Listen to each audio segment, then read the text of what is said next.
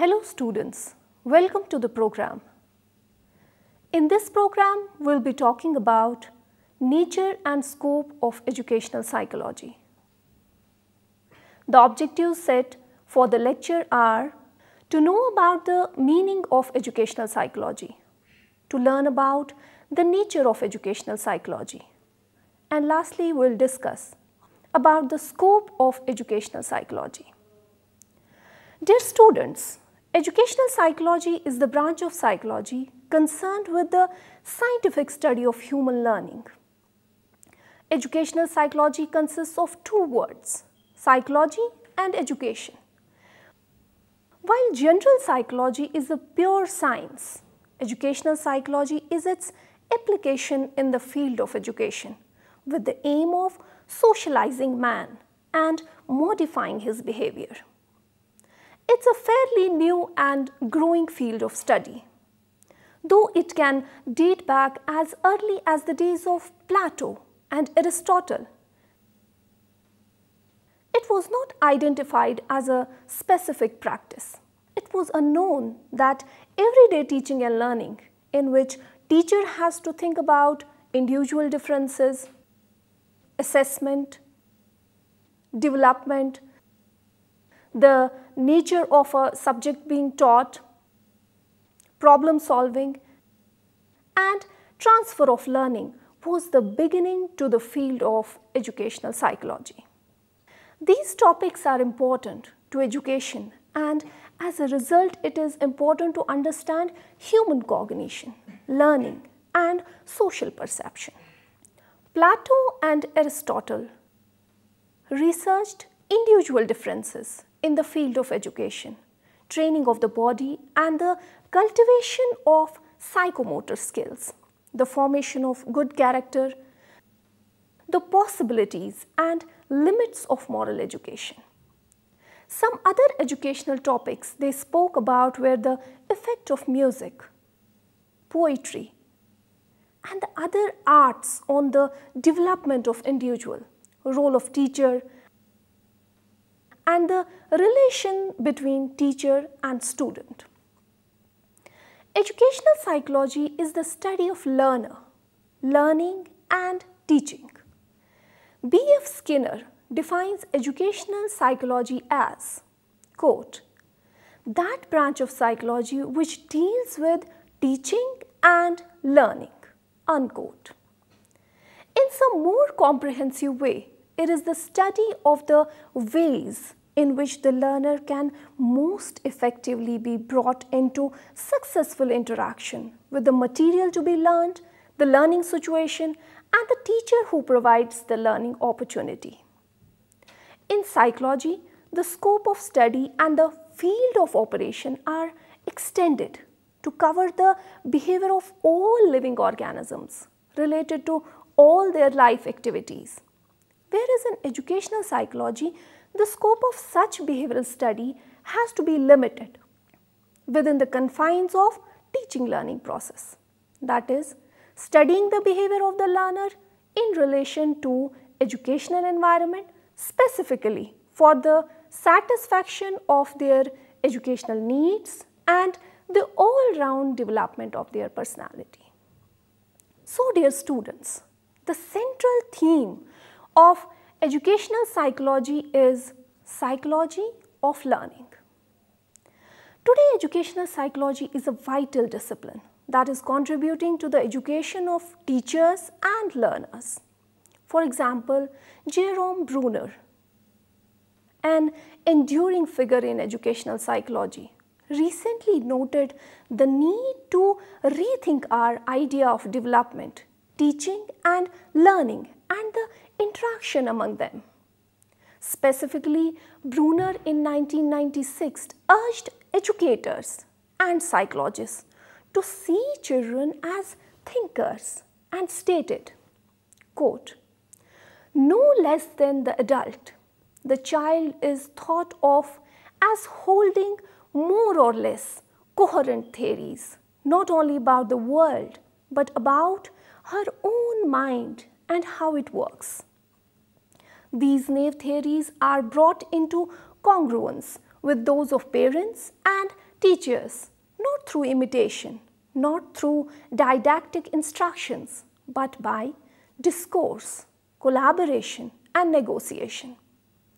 This model of education is more concerned with interpretation and understanding than with the achievement of factual knowledge or skilled performance."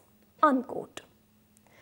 Educational psychology has been built upon theories of operant conditioning, functionalism, structuralism, constructivism, humanistic psychology, gestalt psychology, and information processing.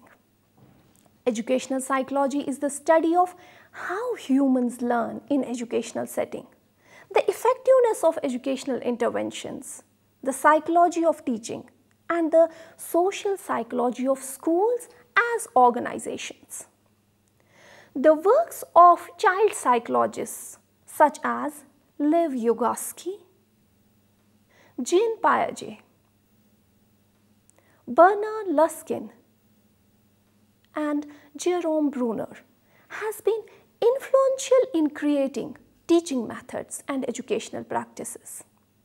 Educational psychology has seen rapid growth and development as a profession in the last 20 years. School psychology began with the concept of intelligence testing, leading to provisions for special education students whom could not follow the regular classroom curriculum in the early part of the 20th century. School psychology combines principles from educational psychology and clinical psychology to understand and treat students with learning disabilities, to foster the intellectual growth of gifted students, to facilitate pro-social behaviors in adolescents, and otherwise to promote safe, supportive, and effective learning environments. Educational psychologists are working side by side with psychiatrists, social workers, teachers, speech and language therapists, and counselors in attempt to understand the questions being raised when combining behavioral, cognitive, and social psychology in the classroom setting. The study of educational psychology has brought about change in the approach, and therefore we have child-centered education. Psychological principles are used in formulation of curriculum for different stages.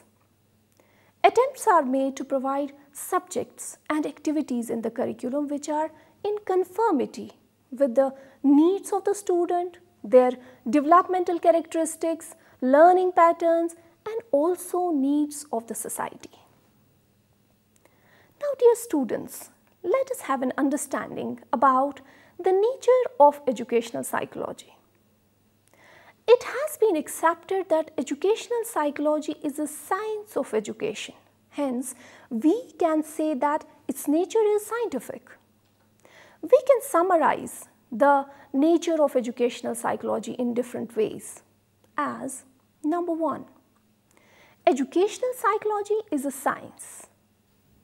Any branch of study concerned with observation of facts and establishment of verifiable general laws is termed as science. It employs certain objective methods for the collection of data and has its objectives of understanding, explaining, predicting, and control of facts. Educational psychology has also developed objective methods of collection of data and aims at understanding, predicting, and controlling behavior. So, it is the scientific study of human behavior in educational situation. Number second, educational psychology is a natural science. An educational psychologist conducts his investigations, gathers his data, and reaches his conclusions in exactly the same manner as physicist or the biologist. However, educational psychology is not as exact as natural sciences, since the human behavior can't be predicted exactly because it's dynamic. Number third is that educational psychology is a social science. Educational psychology draws heavily from various branches of psychology, biology, sociology, and anthropology. Like the sociologists, anthropologists, economists, or political scientists, the educational psychologist studies human beings and their sociability. Number four is that educational psychology is a positive science. A positive science deals with facts as they are or as they operate, while as a normative science is concerned with what ought to be. Educational psychology studies the child's behavior as it is, not as it ought to be. So it's a positive science. Number five is that educational psychology is an applied science. Educational psychology draws heavily facts from the areas as developmental psychology, clinical psychology, abnormal psychology, and social psychology. It is the application of these principles in the field of education. By applying the principles and the techniques of psychology, it tries to study the behavior and experiences of pupil. As a branch of psychology, it's a parallel to any other applied science. Number six, educational psychology is a developing or growing science. It is concerned with new and ever new research. As research findings accumulate, educational psychologists get better insight into the child's nature and behavior. Now, dear students, we'll have a look over scope of educational psychology. Educational psychology is important in teaching learning process because it helps in understanding how learning process can be effectively guided by taking into account the special circumstances of the student setting. It also determines how teaching can be made more effective, how educational goals can be made more meaningful, and how desirable educational goals can be achieved. The scope of educational psychology is ever growing due to constant research in this field. The five major areas covered by educational psychology which indicate its scope are: number one, the learner. The subject matter of educational psychology is knitted around the learner. Educational psychology acquaints us with need of knowing the leaves and deals with the techniques of knowing him well. The topics thus included are the innate abilities and capabilities of the learner, individual differences and their measurements, the overt and the covert, the conscious and the unconscious behavior of the learner, the characteristics of his growth and development, and each stage beginning from childhood to adulthood. Factors considered when a teacher focuses on learner includes family background, prior knowledge, motivation, developmental level, interests and attitude. All these factors influence how learners acquire knowledge. So, before the learner is taught, his individuality and personality should be known. The second one is the teacher. Teacher's role is very crucial in the task of behavioral modification and personality development of the children studying in a class. Much depends on the competency and capability of the teacher for carrying out the desired task. A teacher must know the growth and development of the child and his requirements at different levels. Educational psychology helps the teacher to study the ability, interest, intelligence, needs, and adopts different techniques of teaching for effective communication. The utility of educational psychology for the teachers has been emphasized in both theory and practices of teaching and learning. Educational psychology serves as a foundation discipline in education in the same way that physical science serves engineering, says Gage and Berliner in 1999. The teacher is a potent force in any scheme of teaching learning process. Educational psychology emphasizes the need of knowing the self for a teacher to play his role properly in the process of education. It emphasizes the need of knowing thyself for a teacher. It throws light on the essential personality traits, interests, aptitudes, the characteristics of effective teaching, etc., so as to inspire him or her for becoming a successful teacher by giving insight in their own personality and thereby making them able to handle their stress, conflict, and anxiety. Third one is the learning experiences. Educational psychology helps in deciding what learning experiences are desirable at what stage of growth and development of the learner, so that these experiences can be acquired with a greater ease and satisfaction. It also helps in deciding what learning situation should be provided by teacher to learner according to his mental and physical age, his previous knowledge and interest level. By describing the learner's characteristics, what teaching aids are appropriate for the particular subject. Number fourth is learning process. After knowing the learner and deciding what learning experiences are to be provided, the emerging problem is to help learner in acquiring these learning experiences with ease and confidence. Hence, educational psychology deals with the nature of learning and how it takes place. It moves on to the laws, principles, and theories of learning. Other items in the learning process are remembering, forgetting, perceiving, concept formation, thinking and reasoning, problem solving, transfer of learning, ways and means of effective learning, etc. Fifth one is the teaching learning situation or environment. Every environmental situation is not suitable for a particular piece of instruction or the sharing of a learning experience. The effectiveness of a teaching learning program depends largely on the suitability of teaching learning situation in terms of time, place, and other environmental factors.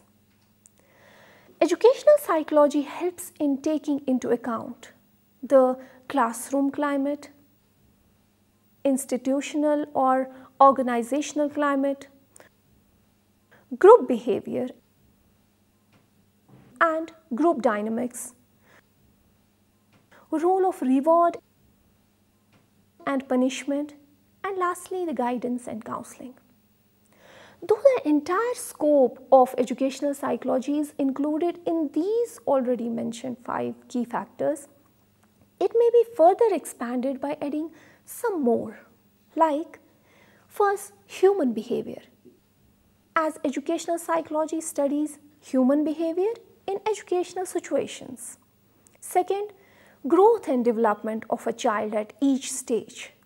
Third, heredity and environment, as they contribute towards the growth of the individual and how this knowledge can be made use of for bringing about the optimum development of the child. Fourth, personality of an individual and its development. Fifth one, individual differences as one of the fundamental facts of human nature. Sixth, intelligence, its nature and measurement. Seventh, evaluation of learning performance. and suggesting various tools and techniques for assessment and evaluation such as performance tests, oral tests, and written tests.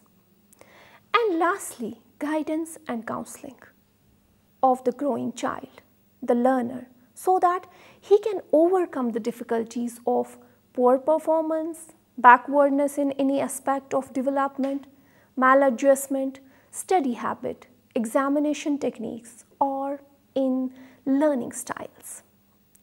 Dear students, we can conclude that educational psychology is concerned with the application of theories, principles, and techniques of psychology in the field of education.